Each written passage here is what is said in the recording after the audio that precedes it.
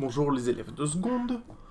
Donc pour celles qui étaient absentes la semaine dernière ou qui n'auraient pas bien compris le cours, je vais vous refaire une petite vidéo et également corriger le tout dernier exercice de la feuille que nous n'avons pas eu le temps de faire en classe, alors qu'il y a un terreau la prochaine fois qu'on se croise. Ainsi, deux choses. La loi, ou plutôt les lois que je cherche à vous faire utiliser, ce sont la loi des nœuds et la loi des mailles. On s'en sert à partir du moment où on parle de deux choses en électricité. Je rappelle les deux grandeurs les plus importantes à connaître en électricité, l'intensité et la tension. L'intensité, ça correspond aux électrons qui passent à travers un circuit électrique, d'accord? Et quand on schématise un circuit électrique, l'intensité, on la marque sous la forme d'une petite flèche. L'unité de l'intensité, ce sont les ampères. L'intensité, donc le courant électrique, donc les électrons qui se déplacent, vont de la borne positive du générateur à la borne négative. Dès qu'il y a un croisement, il y en a un petit peu d'électrons qui vont partir vers le haut, un petit peu qui vont partir vers la droite, ça fait le tour comme ça, et donc ça revient au niveau de la borne moins. Et c'est ce mouvement d'électrons-là qui fait fonctionner vos différents appareils. Donc ça c'est l'intensité. La deuxième chose à connaître, c'est la tension. La tension, c'est une sorte de problème que le générateur crée. En gros, il va mettre beaucoup trop d'électrons sur sa borne positive, il va mettre énormément d'électrons en trop, et il va en retirer, qui va piquer au final de la borne moins, et il va créer une sorte de problème comme ça, de manque d'électrons. Et c'est ça qui va faire que les électrons vont se déplacer, ils vont vouloir se compenser de l'autre côté, donc ça va faire se déplacer à l'intérieur des matériaux conducteurs qui permettent le mouvement des électrons. Bref, du coup, on va noter avec des flèches au-dessus des composants électriques, les tensions aux bornes des différents composants. Encore une fois, une tension, c'est par rapport au début, par rapport à la fin. Il y a plus d'électrons d'un côté que de l'autre. C'est une sorte d'écart de nombre d'électrons qui se compte en volts. Donc si on regarde dans les exercices, par exemple l'exercice 2, pour mesurer la tension aux bornes de quelque chose, on a besoin d'avoir l'information de il y a combien d'électrons ici, il y a combien d'électrons ici, et la différence entre les deux, c'est ça qu'on appelle la tension. D'accord? En gros, il faut bien imaginer qu'il y a des électrons, ils vont se déplacer de la borne plus à la borne moins. Mais quand ils vont arriver dans la lampe, ils vont un petit peu freiner à cet endroit-là. Donc il va y avoir une sorte de bouchon au niveau de cet endroit-là, et donc ils vont continuer de partir de l'autre côté, bien sûr. Et donc du coup, ce nombre d'électrons qu'il y a en trop qui s'accumulent avant la lampe, par rapport à ceux qui sortent après, on appelle ça la tension. D'accord? Et donc voilà nos deux grandes valeurs qu'il faut connaître. Et donc du coup, il y a deux lois pour pouvoir comprendre comment elles se répartissent dans un circuit électrique. Nos électrons, si je reprends mon petit circuit ici, quand ils vont arriver à un croisement, ils vont partir du plus, ils vont arriver dans le moteur, ils vont passer à travers le moteur, très bien. Ils vont arriver au point A. Quand ils vont arriver au point A, il y en a un petit peu qui vont partir à droite, un petit peu qui vont partir à gauche. Donc je vous ai représenté spécifiquement la loi des nœuds ici. Les électrons qui arrivent, du coup, il y en a un petit peu qui vont partir ici, il y en a un petit peu qui vont partir ici, mais il ne va pas y avoir des nouveaux électrons qui vont apparaître de nulle part. Dit autrement, le nombre d'électrons qui arrivent doit être égal au nombre d'électrons qui repart. Donc il y a deux manières de le représenter. La première, c'est exactement comme je viens de le dire. Le nombre d'électrons qui arrivent, donc que j'ai noté I1, sont égaux au nombre d'électrons qui repartent, donc I2 plus I3. A l'inverse, on va pouvoir la faire un petit peu différemment cette loi, et vous allez comprendre avec de l'entraînement que c'est celle-là qu'on va le plus souvent utiliser. Au lieu de dire ce qui arrive égale ce qui repartent, on va dire, ok, on va regarder le point de croisement, et on va dire, ceux qui arrivent au point, vers le point, je les compte positivement, ceux qui repartent au-delà du point, on les compte négativement. Ce qui fait que I1 arrive, on le compte avec un petit plus devant qu'on ne marque pas, I2 s'en va de notre point, de notre croisement, donc on fait moins I2, moins I3, et le tout est égal à 0. Tout ça pour dire la loi des nœuds officielle, quand il y a un croisement dans un circuit électrique, les courants électriques se séparent, on en déduit l'égalité, courant arrivant au nœud moins courant sortant du nœud égale 0. Voilà pour ce qu'il est de la loi des nœuds. On a fait beaucoup d'exercices, je vous invite à les retravailler pour l'interrogation. La loi des mailles, maintenant, celle sur laquelle on travaille sur cette feuille d'exercice, c'est le comportement des tensions. Quand on regarde une maille, en fait, une maille, c'est un rectangle dans notre schéma électrique. D'accord? Un rectangle fermé, donc. Par exemple, de ici, à ici, à ici, à là. Et donc, du coup, quand on cherche à faire le tour de notre maille, eh bien, on va pouvoir écrire une égalité avec les différentes tensions qui sont marquées autour de notre maille. Donc du coup, un petit peu de la même manière que cette histoire de les courants arrivent, on les compte positivement, les courants repartent, on les compte négativement, on va faire le même genre de choses. On va donc faire une boucle, faite ici en verte, autour de notre maille qui nous intéresse, donc la grande maille qui est ici, et on va voir les courants, les tensions électriques par lesquelles on passe. On passe par le générateur, on passe par la lampe, et on passe par le moteur. Et donc du coup, comme on a fléché les tensions au-dessus et autour de nos différents composants, eh bien on va faire une égalité à partir de ça. Et donc du coup, quoi de mieux pour vous expliquer qu'un exemple direct? On va donc faire notre exercice. Alors l'exercice 1, je vous le laisse en exercice personnel. On va faire l'exercice 3 directement. Et donc du coup, voici un branchement. Donc du coup, la borne plus, la borne moins de notre générateur. Donc le générateur représenté un peu bizarrement, mais tant pis. On a la tension du générateur qui est fléchée dans ce sens-là. On a les tensions des différents composants qui sont fléchés dans le sens inverse. Identifier les bornes du générateur, voilà qui fait... Enfin, je vous affirme que la borne plus est là, la borne moins est là. Moi, ce qui m'intéresse, c'est le sens du courant électrique. Donc, le courant électrique va de la borne plus à la borne moins. Très bien. Hop, hop, et hop.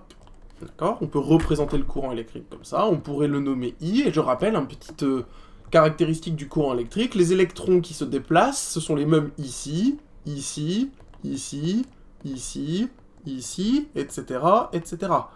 Alors, dit grossièrement, quand on est dans le même fil, les électrons, ce sont les mêmes, donc l'intensité est la même partout. À partir du moment où il y aurait eu un croisement, par exemple, si le circuit électrique qui partait par là, bah là, on n'aurait plus eu les mêmes, parce qu'il y en aurait quelques-uns des électrons qui seraient partis par là. Bon, c'est pas le cas ici, et on va même le marquer d'ailleurs qu'une seule fois. On n'est pas obligé de faire non plus autant de flèches. Voilà, l'intensité de notre courant électrique qui part par là. Écrire la relation qu'il y a entre UG, U1, U2 et U3. C'est mal expliqué comme premier exercice, mais l'idée qu'il y a derrière ça, la relation qui relie ces quantités-là, c'est de faire une loi d'émail. Pour faire une loi d'émail, je vais faire un petit cercle. Donc une maille, c'est un rectangle. On a bien un rectangle ici, à ce que je sache. D'accord? Et donc du coup, on va vouloir faire le point des relations qu'il y a entre les différentes tensions. Et donc du coup, la petite règle pour la loi d'émail. On va donc tourner dans un certain sens le long de notre circuit électrique. Admettons qu'on commence ici. Donc je vais tourner selon le sens que j'ai indiqué ici. Remarquez que c'est le même sens que l'intensité. C'est pas une obligation, mais là j'ai fait dans ce sens-là. Donc du coup, quand je vais tourner, je vais passer à travers mes composants électriques, et je vais revenir à mon point de départ. Encore une fois, un rectangle, une maille, on revient à son point de départ. Et donc du coup, quand vous allez passer à travers un composant électrique, vous allez soit passer dans le même sens que la flèche qui indique la tension, comme c'est le cas pour le générateur, soit vous allez passer dans le sens inverse. Donc là, je tourne dans ce sens-là, et là, je passe dans le sens inverse de notre générateur. Et donc, de prendre ça en compte va nous choisir si oui ou non on est positif ou négatif. Je vous explique. On commence notre chemin, on passe dans le générateur. Dans le générateur, on est passé dans le même sens, on va donc compter la tension du générateur positivement. Plus UG. C'est pas un U, c'est toujours pas un U, plus UG. Très bien. On donc continue notre chemin, on va passer cette fois-ci à travers le premier composant, une résistance, et on remarque qu'on passe dans le sens inverse que ce qui a été fléché sur le schéma. On verra après comment flécher les choses. Comme on passe dans le sens inverse, la valeur de U1, on va la compter négativement. Donc moins U1.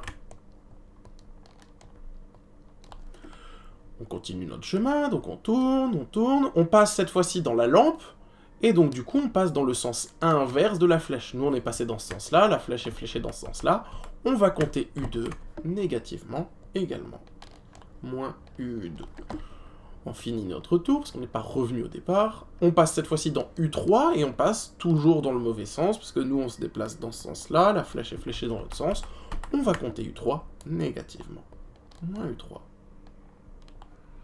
Et tout ceci est censé être égal à 0. Une fois qu'on est revenu à notre point de départ, on peut marquer égal 0.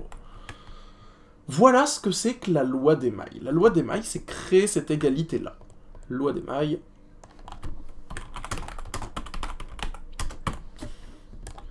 donc du coup, à quoi elle sert la loi d'émail? Elle sert à trouver une valeur qui nous manquerait. On nous a donné dans notre exercice que le générateur nous fournit 9 volts, la lampe utilise 3,5 volts, le U3, donc la résistance ici, utilise 3 volts, d'accord? Ça pourrait être un fer à lisser, par exemple, une plaque chauffante, une autre plaque chauffante et une lumière qui indique si ça fonctionne ou pas, très bien. Et donc du coup, la valeur qui nous manque, c'est U1. Comment est-ce qu'on fait pour trouver U1? Ben, on reprend notre loi d'émail, on va remplacer UG par sa valeur, 9. On va remplacer U1 par la valeur, mais comme on ne l'a pas, ben, on remarque U1. On va remplacer U2 par la valeur que l'on a, 3,5. On va remplacer U3 par sa valeur qui fait moins 3, égale 0. Et donc là, on va faire un petit peu de mathématiques. Comment est-ce qu'on fait pour trouver U1 en remplaçant comme ça les choses? Eh bien, c'est très simple. On va utiliser cette petite règle qu'on a vue sur les équations de on va prendre le U1 et on va le changer de sens, de l'égalité. Ce qui nous donne, donc 9, il reste ici, 3,5 avec son moins, il reste ici, 3 avec son moins, il reste ici, égal. Et donc le U1, on l'avait changé de côté, on n'oublie pas, le signe moins va se transformer en plus U1. Alors on n'aime pas le marquer dans ce sens-là, on aime bien plutôt marquer U1 égal plutôt que égal U1, et donc du coup à l'étape d'après, on n'oublie pas qu'on sépare les différentes étapes avec donc. Donc U1 va être égal à 9 moins 3, 9 moins 3,5 moins 3. Et si on fait le calcul, 9 moins 3, ça fait 6. 6 moins 0,5, ça fait 4, qu'est-ce que je raconte? 5,5. 5,5 moins 3, ça fait 2,5. Et on trouve 2,5. Bien sûr, je ne vous force absolument pas à faire les calculs de tête. 9, moins 3, moins 3,5. On retrouve le 2,5 que j'ai moi-même trouvé. Et on a trouvé la valeur de U1. Et en fait, il y a une certaine logique derrière ça. Il y a une certaine logique quand on regarde, U1 fait 2,5 volts, U2 fait 3,5, et U3 fait 3 volts. Donc ce sont toujours des volts, la tension c'est en volts. Et le générateur nous a donné 9 volts. Il est logique de trouver que les 9 volts offerts par le générateur se soient répartis entre ces trois valeurs-là. Quand on fait le calcul dans l'autre sens, 2,5 plus 3,5 plus 3, on retrouve bien le 9 volts. La première plaque chauffante, la deuxième plaque chauffante et la lampe ont toutes les trois utilisé les 9 volts. Ça se complique un petit peu quand on a plusieurs mailles. D'accord? Là, on a une seule maille dans notre schéma, puisque notre schéma est branché, je vous rappelle le mot de vocabulaire, en série. D'accord? Et donc, du coup, dans chaque exercice, l'exercice 1, l'exercice 2, on a à chaque fois une seule maille dans laquelle on va faire notre loi des mailles. J'ai commencé, je ne sais pas pourquoi, par l'exercice 3, je reviens sur l'exercice 2, on réalise un circuit avec la lampe L1 et la lampe L2, et donc du coup, comment est-ce qu'on flèche, donc placer les flèches UG, UL1, UL2 sur le schéma ici dans le bon sens. Ça veut dire quoi dans le bon sens? Alors, en fait, il n'y a pas de sens préféré. Il y en a qui aiment bien faire du signe plus vers le moins, d'accord? Il y en a qui aiment bien faire dans l'autre sens. L'important, c'est de faire par rapport au courant électrique. Donc, première chose à faire pour flécher proprement les tensions, c'est de faire le courant électrique. Je rappelle, le courant électrique va du positif vers le négatif. Donc, hop, hop, hop, hop, hop, et hop. Il n'y a pas besoin de faire autant de flèches, mais j'aime bien en faire beaucoup. Et donc, du coup, on va flécher le générateur qui nous donne le courant électrique dans un sens. Admettons que je veux le faire comme j'ai fait ici. Ici, j'ai fait dans le même sens que le courant électrique. Allez, le générateur dans le même sens que le courant électrique, c'est U générateur. Très bien.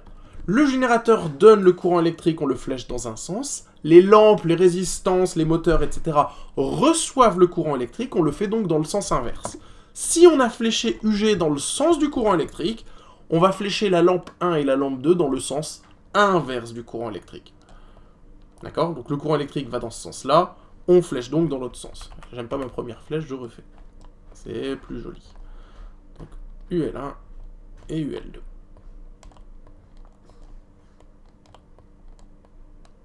D'accord?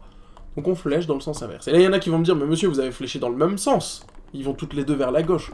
Oui, mais non. Parce qu'on regarde par rapport au courant électrique. on flèche le générateur dans le sens inverse, ou plutôt on flèche les receveurs dans le sens inverse du courant électrique. D'accord ? Une fois qu'on a fait ça, on peut dessiner une boucle et faire la loi des mailles. Donc je vous fais vite fait la correction de celui-là. On dessine une boucle dans le sens qu'on veut, on commence là où on veut, et on fait notre point sur... Donc ça on a fait.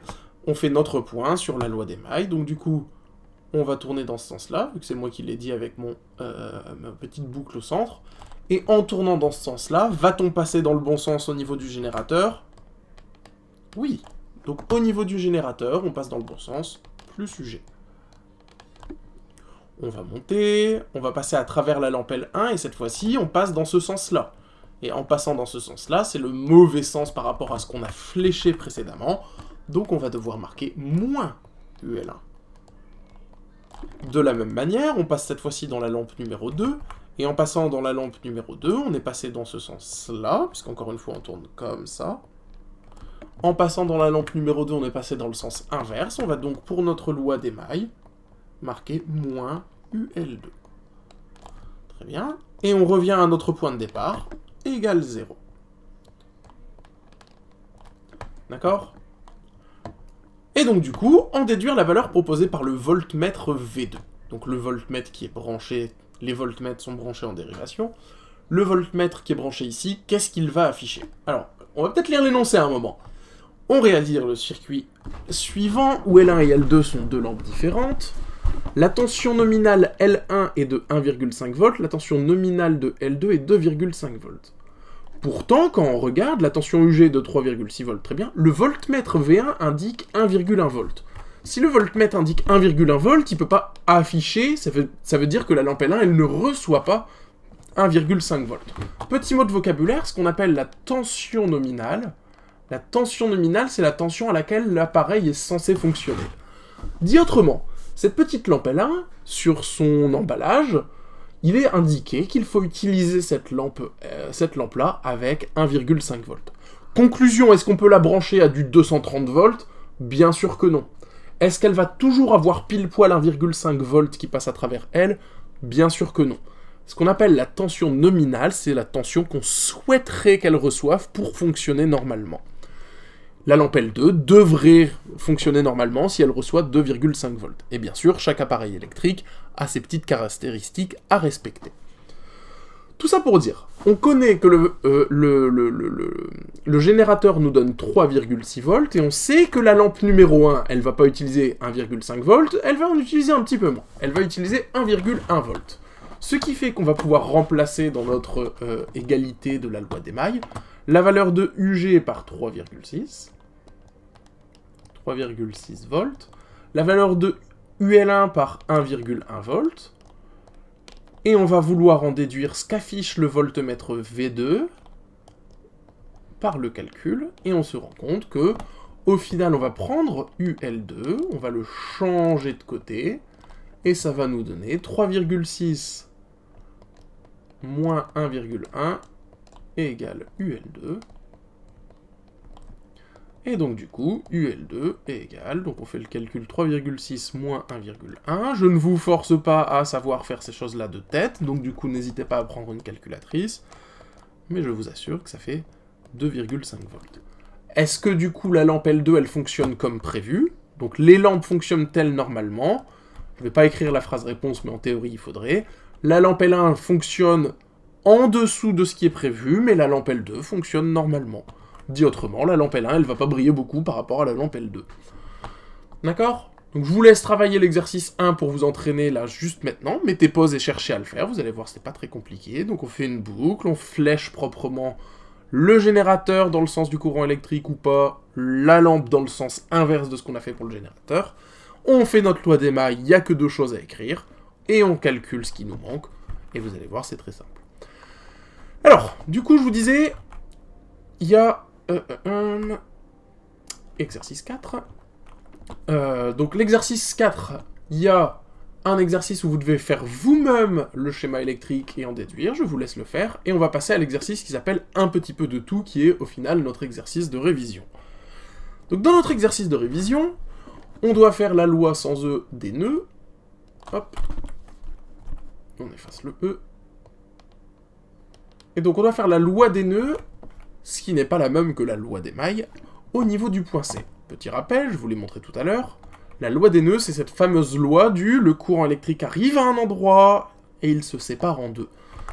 Enfin, pas en deux parties égales, c'est pas la moitié et la moitié. Donc quand on regarde ici, au niveau du point C, donc le point C est ici, il se passe en effet exactement ça. L'électricité qui va arriver de notre générateur, selon le schéma dans ce sens-là, d'accord, c'est le schéma qui nous a tout fléché. Donc l'électricité va arriver dans ce sens-là, les électrons vont arriver dans ce sens-là, et ils vont se séparer en deux parties pas forcément égales. Et donc du coup, pour faire la loi des nœuds, on va faire exactement ce qu'on faisait avec les tensions, mais avec les intensités au niveau de notre point C. Donc, au niveau de notre point C, il y a un courant électrique qui arrive. Il est marqué I1 ici avant la résistance R1. Est-ce que c'est toujours la même valeur qui se passe ici? Imaginons I1, on va le voir plus tard, que c'est 500 mA. Est-ce que ici, il y a toujours 500 mA? Et il s'avère que oui. Je vous rappelle la petite règle, les électrons, tant qu'il n'y a pas de croisement, c'est les mêmes. Et même avant le générateur, les électrons qui vont arriver ici, qui vont repasser dans le générateur, tous les électrons qui sont ici, on pourra les noter de la même manière. Grossièrement parlant, les électrons, l'intensité est la même partout tant qu'on n'a pas de croisement dans un même fil. Tout ça pour dire, les électrons qui vont arriver au point C, c'est la valeur I1. Et donc du coup, pour faire la loi des nœuds, on va faire le point. Il y a I1 qui arrive, I1, il y a I3 et I2 qui repartent, donc quand ils repartent dans la loi des nœuds, c'est à ce moment-là où on met un signe moins, donc moins I1, moins I2, pardon, moins I3. Et tout ceci fait 0. D'accord? Donc ça, c'est ce qu'on appelle la loi des nœuds. Au niveau du point C, pour être très précis. Et donc du coup, application numérique, on sait que I1 égale 500 mA, on sait que I2 égale 0,2 A. Qu'est-ce qui fait I3? Est-ce qu'on a le droit de manipuler les milliampères et les ampères? Malheureusement non. On doit donc faire appel à comment est-ce qu'on passe de ampères à milliampères. Alors, les milli quelque chose, c'est comme les kilomètres par rapport... c'est comme les mètres par rapport au millimètre, c'est comme les grammes par rapport au milligrammes, c'est toujours la même chose. Il y a une histoire de multiplication par... C'est dans le mot milli par 1000. Donc du coup, pour passer de ampères à milliampères, on va faire multiplier par 1000. Et si on veut faire dans l'autre sens, on va faire diviser par 1000. Et là, il y en a toujours qui me posent la question, mais du coup, on fait quoi? On met tout en milliampères ou on met tout en ampères? Eh ben, c'est à vous de choisir. L'important, alors parfois il y aura dans la consigne, faites le résultat en milliampères, mais quand il n'y a pas, faut juste penser à tout mettre dans la même valeur, n'importe laquelle. Je vais choisir de mettre en ampères. Donc du coup, je vais devoir changer mon I1 qui est marqué en milliampères, je vais devoir le changer en ampères. Donc du coup, 500 milliampères, j'ai des milliampères, je veux des ampères, je vais donc faire diviser par 1000. Ce qui nous donne, hop, 500 divisé par 1000, je sais qu'on peut le faire de tête, 0,5. Donc à chaque fois que je vais avoir besoin de 500 mA, je vais marquer 0,5 A à la place. Et donc du coup, reprenons notre loi des mailles de tout à l'heure, notre loi des nœuds, pardon. I1, on le remplace donc par 0,5 A. Moins I2 qu'on remplace par 0,2 A. Moins I3 qu'on remplace pas parce qu'on ne l'a pas, et c'est celui qu'on cherche dans la question, doit être égal à 0. On va prendre, comme d'habitude, notre valeur qu'on cherche, on la passe de l'autre côté, donc ça nous donne que I3 tout seul de son côté, donc il est du côté droit, mais je vais le marquer du côté gauche. Le 0,5 A et le 0,2, on les a pas bougés, donc 0,5 A, moins 0,2 A, et on en déduit que I3 va être égal à 0,3 A. Et c'est logique quand on y réfléchit. On fait arriver 0,5 A, on fait ressortir de ce côté-là 0,2, de ce côté-là 0,3, on a bien cumulé exactement le bon nombre d'ampères au total. D'accord? Faire la loi des mailles au niveau de A, B, C, F, A. Donc A, B, C, F, A. Donc c'est ce rectangle-là. Dans ce rectangle-là, on va donc faire la loi des mailles. Donc j'ai envie de tourner comme ça. Je vais démarrer du point A et je vais faire le tour. On va passer au niveau de nos trois composants E, donc le générateur R1 et R2, et on va devoir faire le point sur ce qu'il se passe. Donc, on commence notre tour, on passe dans le générateur. Est-ce qu'on est passé dans le bon sens? Si je ne me trompe pas, on est passé dans ce sens-là. On avait l'exercice qui a fléché dans ce sens-là, on est donc passé dans le bon sens, on compte cette valeur-là positivement. E. Très bien, on continue notre tour. Notre tour, on passe cette fois-ci dans R1, et en passant dans R1, est-ce qu'on passe dans le bon sens? Non, on passe dans le mauvais sens, donc moins U1. On continue encore notre tour, on passe cette fois-ci dans R2, R2 on passe dans le mauvais sens, et donc du coup on va compter moins R2, je pense que vous avez compris, moins U2 pardon, je pense que vous avez compris le principe. Alors j'ai déjà mis le égal par habitude, donc je finis de passer par R2, et quand je reviens au point A, on rajoute égale 0. Très bien. Sachant que E égale 230 volts, sachant que U1 égale 105 volts, quelle est la valeur de U2? Et donc du coup, on va faire le point. Alors, E fait 230 volts, donc on remplace E par 230. U1 fait 105. Et U2, on ne le connaît pas. Et donc du coup, on doit en déduire que la valeur de U2, c'est quoi? Bon, comme d'habitude, on prend le moins U2, on le passe de l'autre côté. Il devient plus U2, et donc on se retrouve avec 230 moins 105 est égal à U2. 230 moins 105, ça fait 230 moins 105 égale 125. U2 égale 125. 125 quoi? On n'oublie pas, à chaque fois qu'on finit un calcul, on marque les unités. Je rappelle également, entre deux lignes comme ça, on ne marque pas un égal. D'accord? 0. Regardez, tiens, ça va être l'occasion d'en parler. Si je mets un égal ici, vous comprenez que c'est complètement embrouillant. 230 moins 105 moins U2 égale 0 égale 230 moins 105 moins U2 égale U2. U2 égale U2 égale 125. Donc du coup, la bonne rédaction, c'est de marquer donc. Je le rappelle, j'en profite. D'accord? Et donc du coup, on a trouvé U2 égale 125 volts. On l'entoure sur ligne, on est heureux. Next, faire la loi des mailles dans, cette fois-ci, l'autre maille. On va changer de couleur. Donc C, D, E, F, C. C, D, E, F, C. Donc cette fois-ci, dans cette maille-là, on va passer à travers U1, U3 et à travers U2. Je vais choisir de tourner dans le même sens. On va tourner comme ça. Et je vais choisir de démarrer ici. Et donc du coup, quand je fais mon tour, je pars de F et je passe à travers U2 dans ce sens-là. Je suis dans le bon sens, U2. Si j'étais dans le mauvais sens, ça aurait été moins U2. Donc U2. Ensuite, on passe dans U3 dans ce sens-là. Et donc du coup, on passe dans le mauvais sens. Donc moins U3. Donc hop, U2 moins U3. Et je finis mon tour. Je ne repasse dans rien. Et donc du coup, égale 0. Déterminer donc la valeur de U3. Je remplace U2 par 125 volts. U3, je le prends et je le fais passer de l'autre côté. Et ça me fait 125 volts égale U3. Dit autrement, U3 égale 125 volts. Très bien. On veut vérifier que la loi des mailles fonctionne. Donc là, on a fait la maille de gauche, la maille de droite, mais en fait, il y en a une autre qu'on n'a pas faite. Et elle est un peu moins évidente. La maille qu'on n'a pas faite, faire une dernière loi des mailles dans A, B, D, E, A. A, B, D, E, A. Est-ce qu'on a le droit de dire que ça, c'est une maille? Est-ce que ça, c'est une maille, là, ce que je fais en orange?